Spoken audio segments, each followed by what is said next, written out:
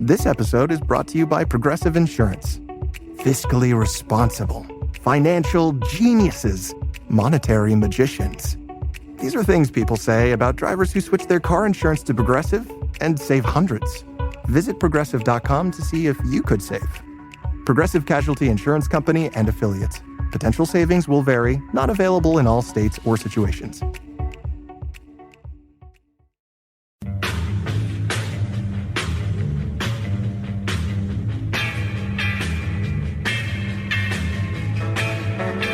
This is The Roger Stone Show.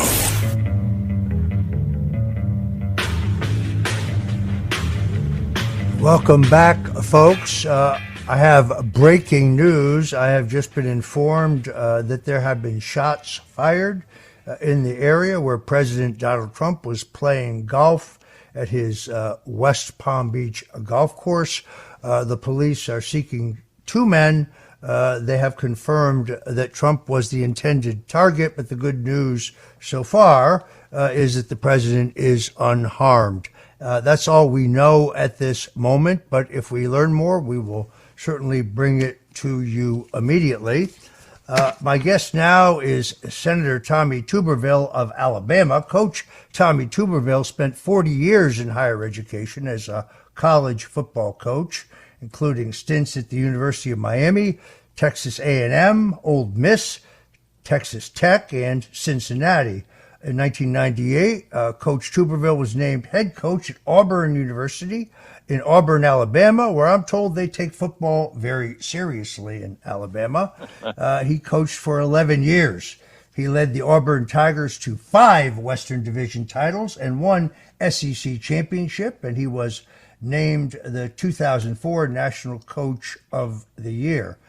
In 2016, after that season, Tommy Tuberville retired as one of the winningest coaches in football history, and right now, even today, he is on the ballot at the College Football Hall of Fame, to which I believe he most certainly deserves induction.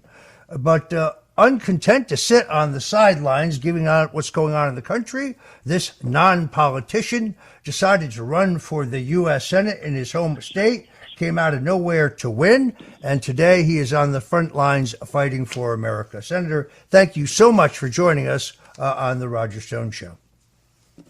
Thank you, Roger, for having me on.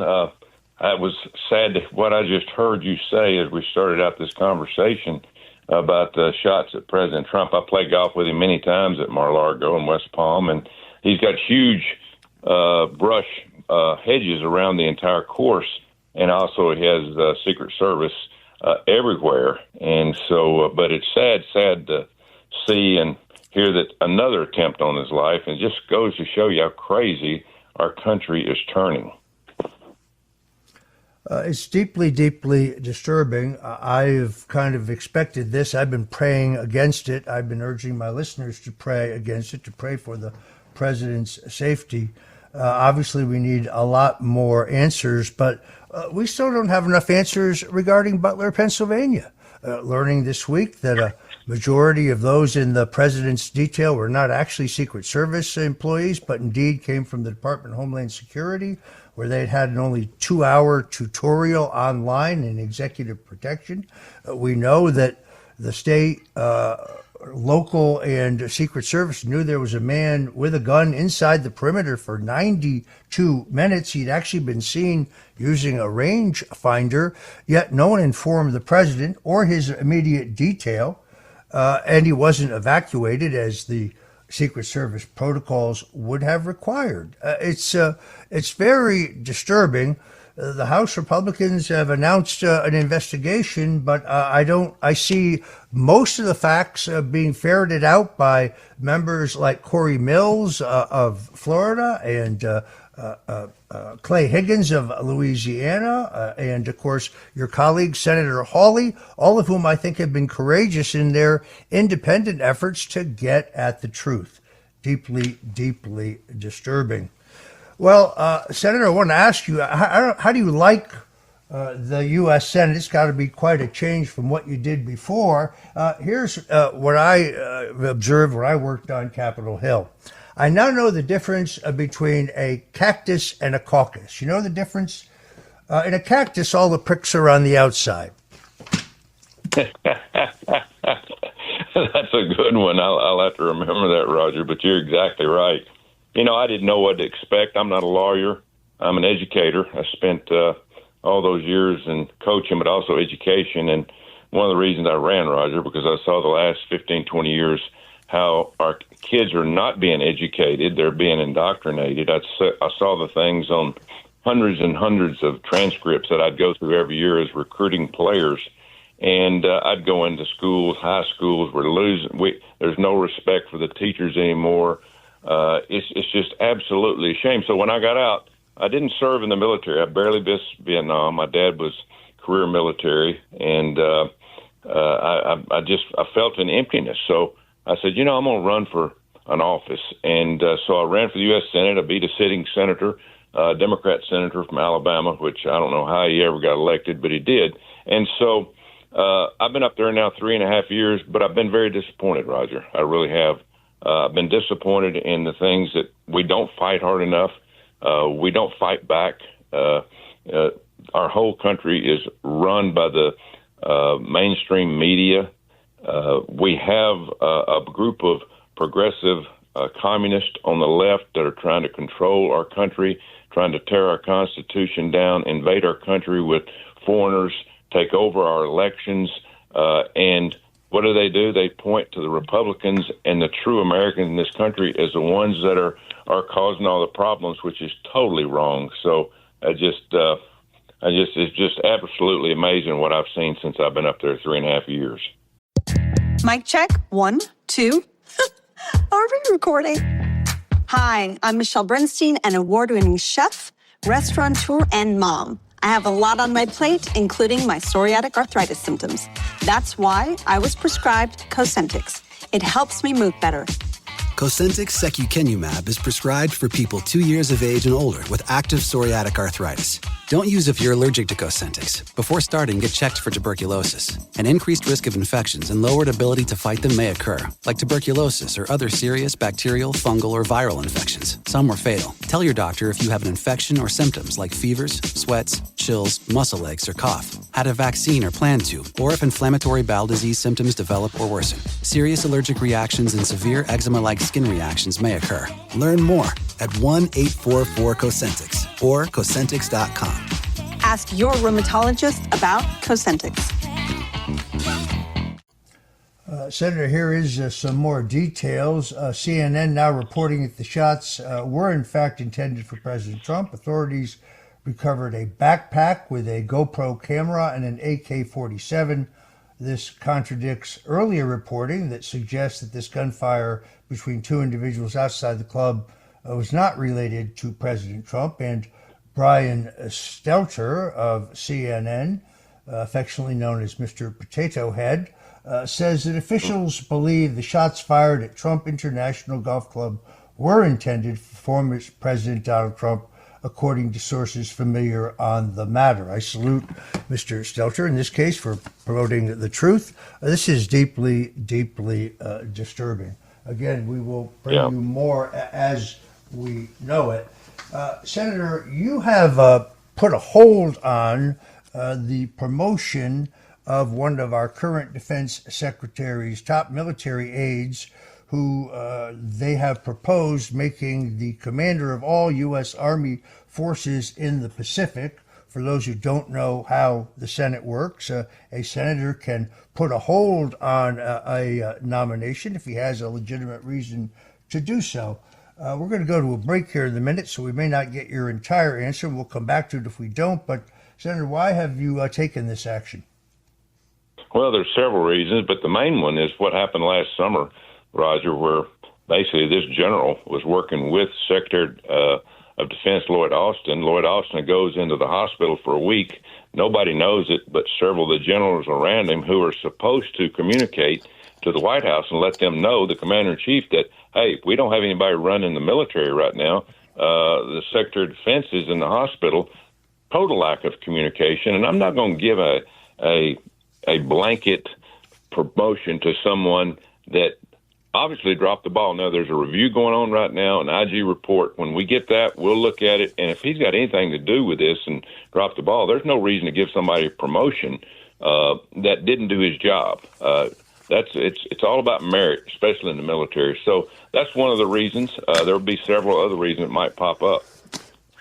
All right, folks, if you're just tuning in, this is the Roger Stone Show. We're talking to Senator Tommy Tuberville, football legend and America First fighter for the taxpayers of Alabama, and we'll be right back.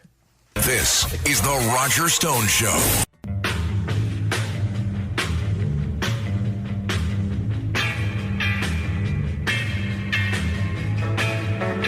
This is the Roger Stone Show.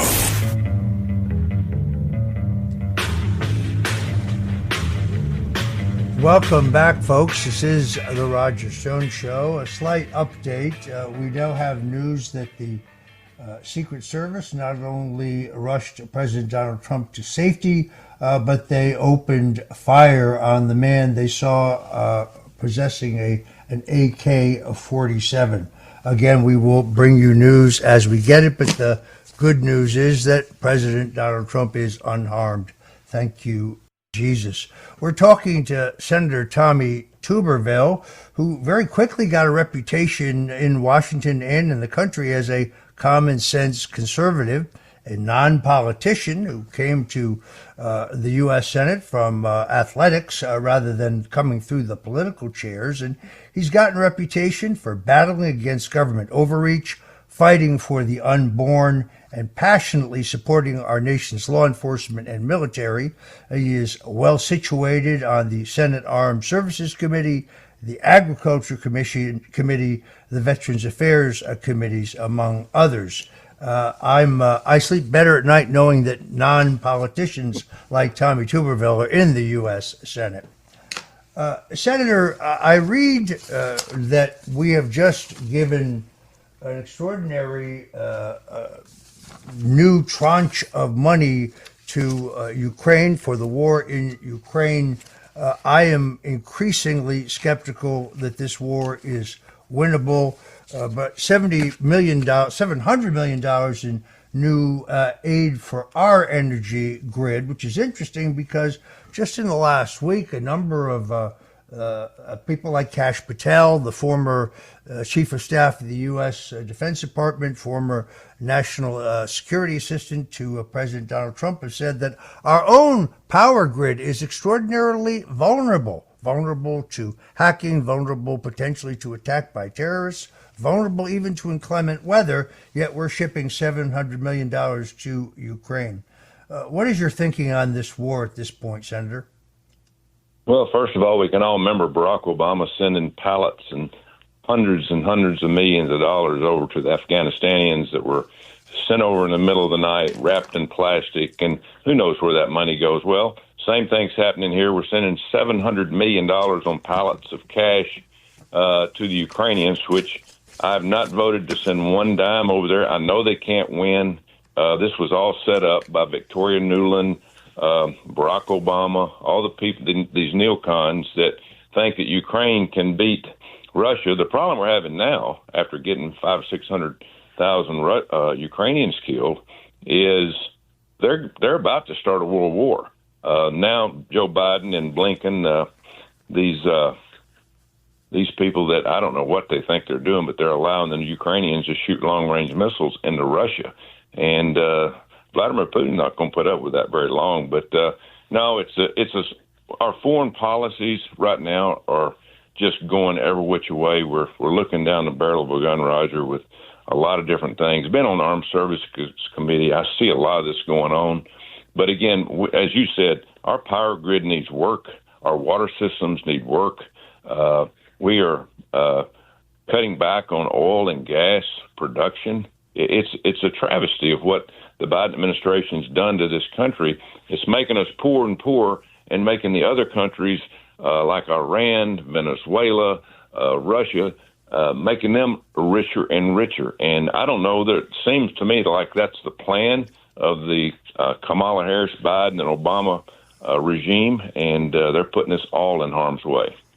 Well, Coach, you anticipated my next question. I mean, it seems rather clear that that Secretary Antony Blinken, who's about as good at statecraft as he is at playing the guitar, which is to say not very good, has announced that we've told NATO and the Ukrainians that it is acceptable to use U.S. long-range missiles to hit targets deep inside Russia, whereas Vladimir Putin has said that that would be an act of war. That would cross a line. We are skating closer and closer to World War III, and it's not just in this theater. I mean, Donald Trump had the Iranians kind of right where he wanted them. They were broke.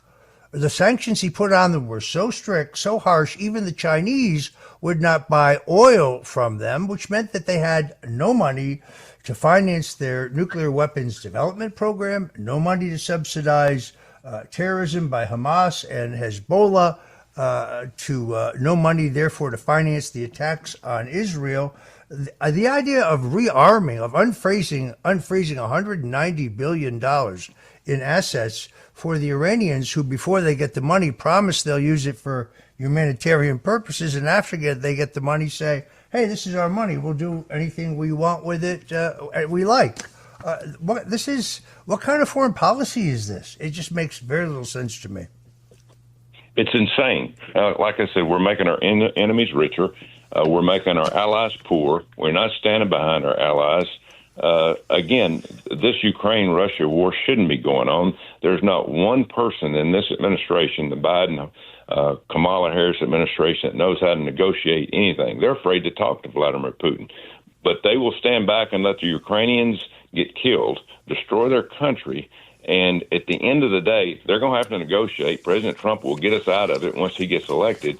But there's a lot of water underneath the bridge between now and January the 20th, and there's a lot more people going to get killed. And I'm really worried about Vladimir Putin turning back and turning his guns back against more people and more NATO countries, just for the simple fact of what Biden and Kamala Harris are doing of sending and shooting missiles from Ukraine into Russia. It makes no sense. Well, and the great ironies, of course, is that in the debate, she claimed that Putin was encouraged in his move on Ukraine by Donald Trump, when in fact it was made very clear to him by President Trump that he shouldn't dare move on Ukraine. That was Donald Trump who gave Javelin missiles to the Ukrainians to fight Russia, whereas Barack Obama gave them blankets, all the blankets they needed. It is absolutely clear that the strength and unpredictability of Donald Trump kept us out of war, kept the world out of war. But we're looking at Armageddon, and of course these folks know there's an election. They may think that the American people would rally around the president in time of war. So perhaps there's a political motive. I loved President Trump's answer when he was asked in the debate, who do you want to win? Do you want the Ukrainians to win? And he said, I want the killing to stop. So Donald Trump is the peace candidate in this race. I actually believe him when he says this matter could be resolved relatively quickly. Joe Biden himself said in the beginning he would have been willing to give them the Donbass. Said it himself. So, Coach, I want to thank you for joining us. By the way, I understand you have a birthday coming up Wednesday. You'll still be younger than me, but happy birthday, Senator. And God bless you, and thank you for everything you're doing for America. God bless you, Roger. Thank you.